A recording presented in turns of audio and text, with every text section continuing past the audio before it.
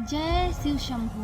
भगवान शिव को भोलेनाथ इसलिए कहा जाता है क्योंकि वे केवल विधि विधान नहीं बल्कि भक्त का भाव दिखते हैं। उनके शांत स्वरूप के पीछे करुणा का एक सागर छिपा है। महादेव की सबसे भावुक कर देने वाली कथाओं में से एक है भीलनी और शिव की कहानी, जो हमें सिखाती है कि ईश्वर को पाने के लिए मंत्रों से ज्यादा आंसुओं और निस्वार्थ प्रेम की जरूरत होती है। कथा है अटूट विश्वास और महादेव की करुणा। एक बार देवी पार्वती ने महादेव से पूछा, हे स्वामी, संसार में आपके करोड़ों भक्त हैं जो बड़े बड़े मंदिर बनवाते हैं और कठिन तपस्या करते हैं। आप सबसे ज्यादा प्रसन्न किस पर होते हैं? महादेव मुस्कुराए और बोले, देवी चलिए आज आपको अपने एक ऐसे भक्त से मिलाता हूँ जिसके पास न धन है न ज्ञान, बस केवल निश्चल प्रेम है। वे दोनों रूप बदलकर एक घने जंगल में चले गए।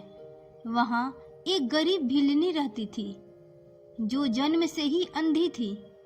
वह रोज सुबह उठकर रास्ते के कंकड़ पत्थर चुनती ताकि उसके महादेव जब यहाँ से गुजरे तो उनके पैरों में चुभन न हो।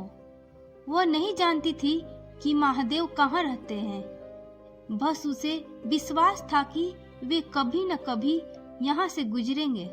शिवजी ने एक बूढ़े असहाय व्यक्ति का रूप धारण किया और झाड़ियों में छिपकर कराहने लगे। भीलनी ने आवाज सुनी और दौड़ती हुई वहां पहुंची। उसने बूढ़े व्यक्ति शिव का सिर अपनी गोद में रखा। शिवजी बोले, बेटी मुझे बहुत प्यास लगी है, क्या तुम मुझे पानी पिला सकती हो? भीलनी के पास पानी का कोई पात्र नहीं था। वह घबरा गई। उसने अपनी आंखों से बहते हुए आंसुओं को अपनी अंजलि हथेलियों में भरा और कहा, बाबा मेरे पास और कुछ नहीं है, पर ये प्रेम के आंसू शुद्ध हैं, आप इन्हें स्वीकार करें। जैसे ही उसने वो आंसू उस वृद्ध के ओठों से लगाए, अचानक पूरा जंगल दिव्य प्रकाश से भर गया।